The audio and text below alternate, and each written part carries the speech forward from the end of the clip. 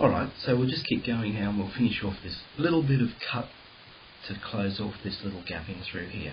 Like I say, it's a bit of an academic exercise because there hardly is any cut anyway, but that's fine, you'll get the idea. So back on the site plan again,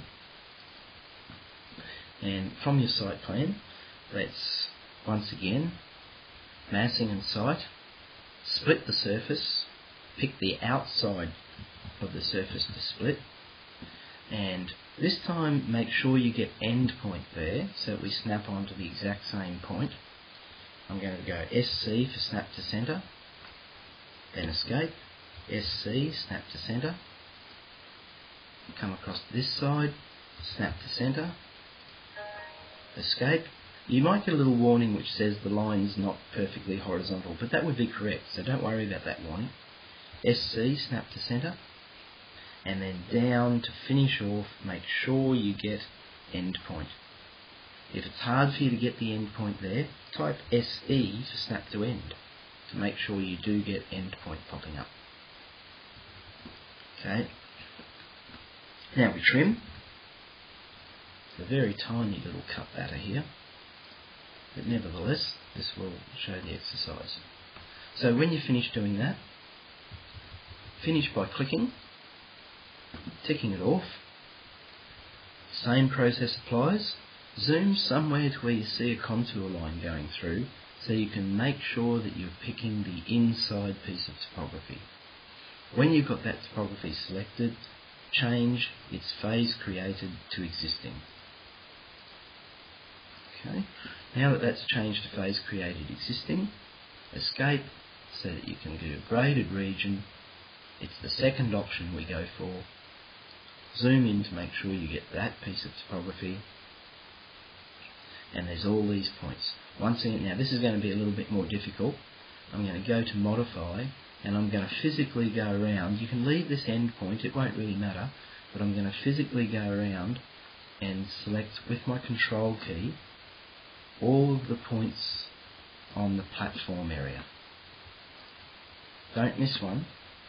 Pretty important. You could start putting little windows around, but just make sure that you don't miss any, and make sure also you do not pick up any that are on the top edge of the cut.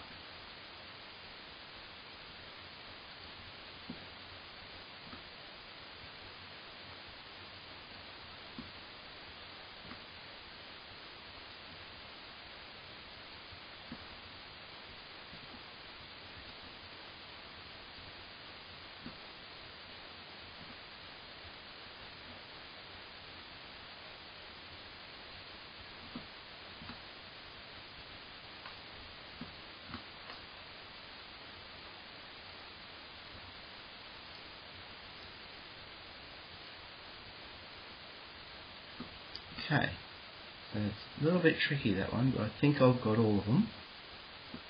We'll soon know anyway if I haven't. So while they're all selected, I change their elevation to 409,900. Excuse me.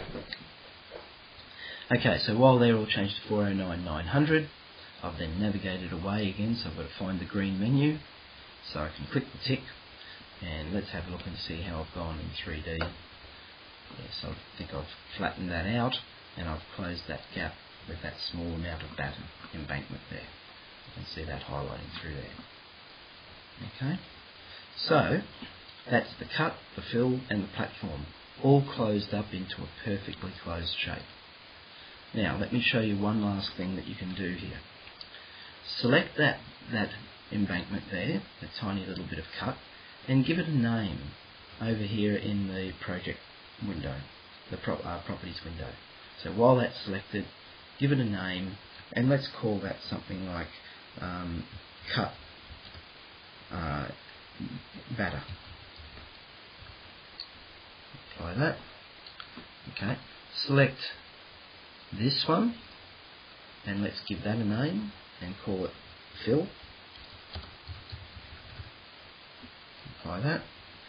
Now let's also select the flat platform through here, which might be difficult for you to select, but if you hover on this edge here, you can see I'm going to select the fill batter, but if I tab, I can select the platform.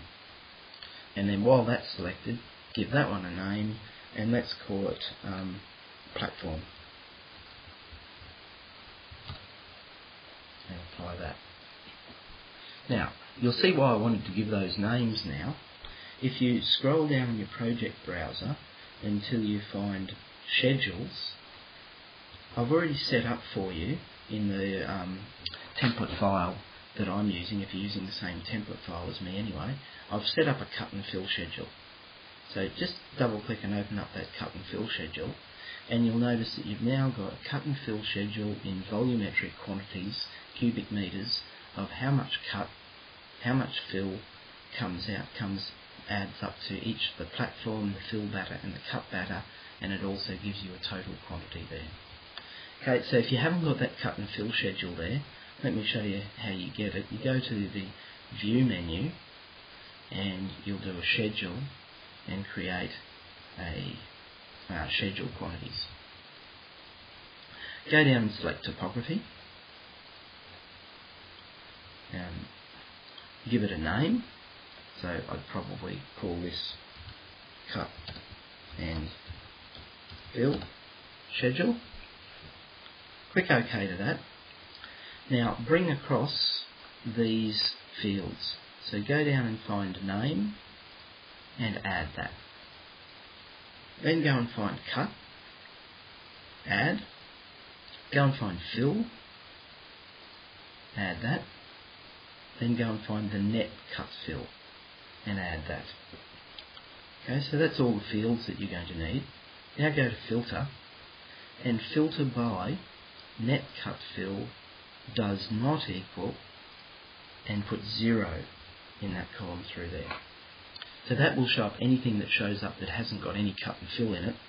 Anything that does not equal 0 will show up, so that means anything that does equal 0 won't be bothered putting in this schedule.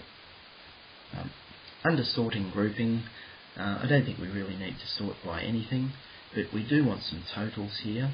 So you probably click on grand totals. You probably just want totals only. So just change that to totals only. And under formatting then, I don't think there's anything really you need to change there in formatting. Under appearance, I think that's just about what I've got there, except just to finish off here, this won't be apparent until you actually put it on a sheet, but you can change the text that you want to use here for the headings and the body. And I would normally suggest something like 3.5 bold for the headings, and something more like 2.5 not bold for the for all the body text. So if I click OK to that, I've got this other cut and fill schedule here, which is the same as what I've done. I've just noticed something that I didn't fix up there, so I'll go back and edit the cut and fill schedule. So over the top here, I think I need the grand totals down here. So I think that's probably under sorting grouping. Okay, grand totals are there. Oh, I know. Go to formatting. Go to net cut fill, and under net cut fill, calculate totals. And then click OK, and you've got your net cut fill schedule. In fact, if you want to see the totals for cut and fill, go back to formatting, click on cut, calculate totals, click on fill, calculate totals. Just like we did for net cut fill, we calculated the totals. And there you have your cut and fill schedule. So just leave that back at the 3D view. There's your topography, all cut filled with schedules and everything. I'll just stop the video there.